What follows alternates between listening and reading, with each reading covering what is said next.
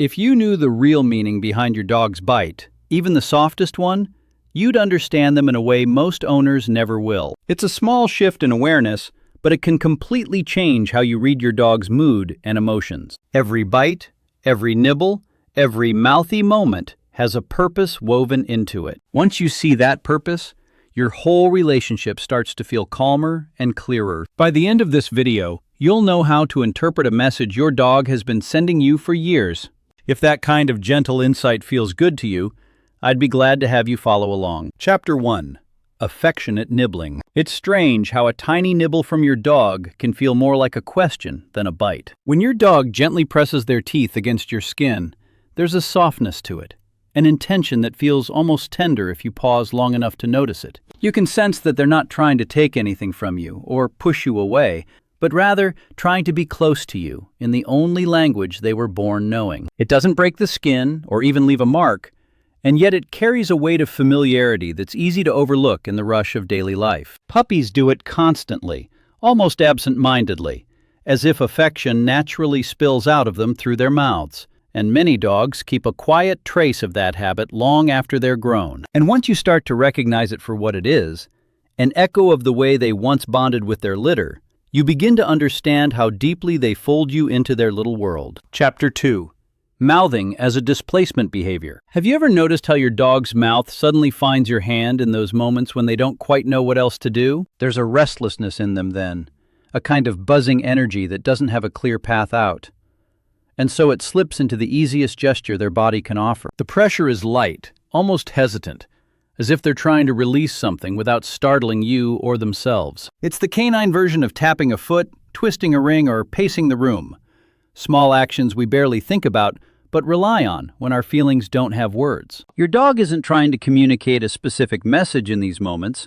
They're simply trying to ease whatever's building inside them, whether it's excitement, uncertainty, or the frustration of being unable to do the thing they want most. And once you see it this way, that gentle mouth on your hand feels less like a warning and more like a glimpse into the quiet, complicated ways your dog copes with the world. Chapter 3. Overexcitement during play. You know that moment when your dog's joy seems to spill over faster than their body can keep up? That's often when their mouth finds your hand, not out of intention, but out of momentum. Dogs play with their whole bodies, and their mouths are as natural to them as hands are to us. So when the excitement rises, their control sometimes slips a little. You can feel the difference instantly. It's quick, unplanned, almost like they realized what they did at the same time you did. There's no malice in it, only the rush of a creature who forgets, for a second, that your skin isn't protected by a coat of fur, the way another dog's would be. Even the most well-mannered dog can get swept up in a game, losing track of how gentle they meant to be, because excitement blurs the edges of their awareness. And once you see that spark in their eyes, the one that says, they didn't mean it, they were just carried away, you start to understand how much trust sits beneath even their clumsiest moments. Chapter 4. Lack of bite inhibition training. People often assume a dog should just know better, but that idea overlooks how they actually learn. A dog's sense of pressure, control, and gentleness isn't something they're born understanding.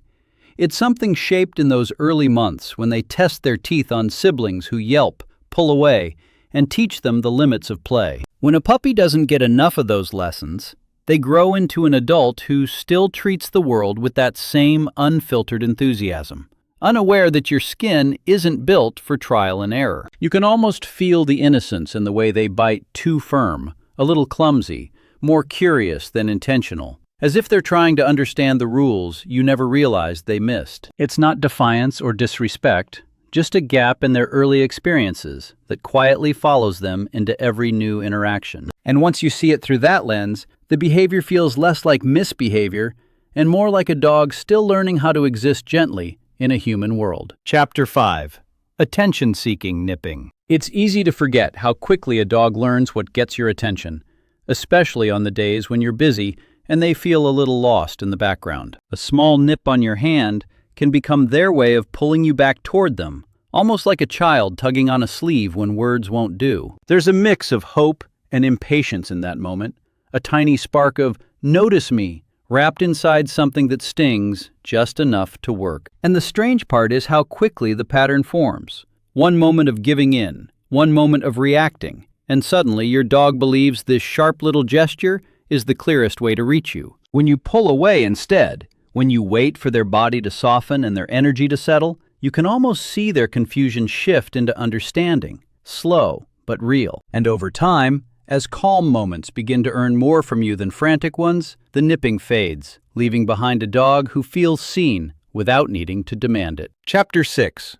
Breed tendencies and instincts. Most people assume biting is purely about training, but certain breeds carry instincts that run deeper than anything you teach. Some small dogs, for example, react with their teeth simply because that's the quickest tool they have in a big, unpredictable world. And herding breeds, with their sharp focus and old working habits, often use gentle nips the same way their ancestors guided sheep, a quick reminder meant to steer, not to harm. When you see it happen, it can feel surprising, almost out of character.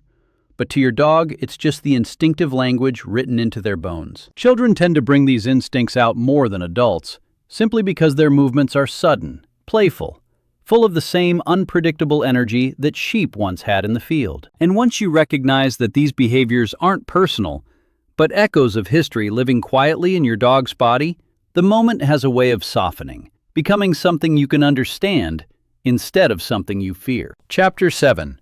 Protective or maternal instincts. You reach toward your dog, and in a split second, their body shifts, their mouth brushing your hand with a firmness that wasn't there a moment ago. It's not aggression so much as a boundary being drawn, a quiet warning shaped by instincts far older than your relationship together. When a dog decides you are their person, the one they're meant to shield, that responsibility settles deep in them, and sometimes it comes out through their teeth instead of their voice. You can feel the tension in those moments, the way their posture tightens, the way their eyes track anything that feels unfamiliar. And the bite becomes less about you and more about everything they're trying to keep away from you. And with new mothers, that instinct can intensify into something fierce and unwavering, their need to guard those tiny lives, overwhelming any comfort they usually feel around people they trust. But beneath it all is the same truth.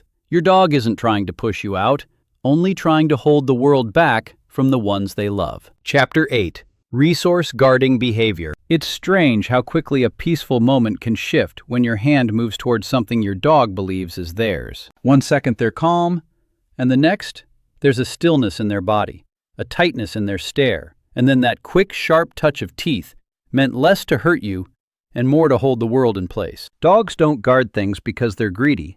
They guard them because somewhere deep inside, they worry that what they value might disappear if they don't protect it. A favorite toy, a half-chewed bone, a quiet corner of the couch. These small things can feel enormous to a dog who's afraid of losing comfort or control. And when they think you might take it away, their mouth becomes their way of saying, "Not yet," even if they trust you in every other part of their life. Over time, as you show them that they don't need to cling to every object or space, the intensity begins to soften, and you start to see a dog who finally feels safe enough to share what once felt too precious to let go. Chapter 9. Pain or illness triggering aggression. It's unsettling how a dog who's usually gentle can suddenly react with their teeth the moment you touch a certain spot. There's a flash of confusion in their eyes then, as if their body betrayed them before they had time to think, and the bite becomes less a choice and more a reflex born from pain. You might not even realize anything is wrong at first. The limp is subtle, the wound is hidden under fur, or the soreness only shows when pressure hits the exact place that hurts. But dogs don't have the luxury of explaining discomfort, so their reactions come out in these startled, defensive ways, sharp and unfiltered. And when the pain is intense or sudden, the response can be immediate, almost instinctive, because in that moment, all they're trying to do is stop the feeling from getting worse. Once you understand that the bite was their way of saying something's wrong, the moment shifts from feeling personal to feeling like a message you were never meant to ignore. Chapter 10.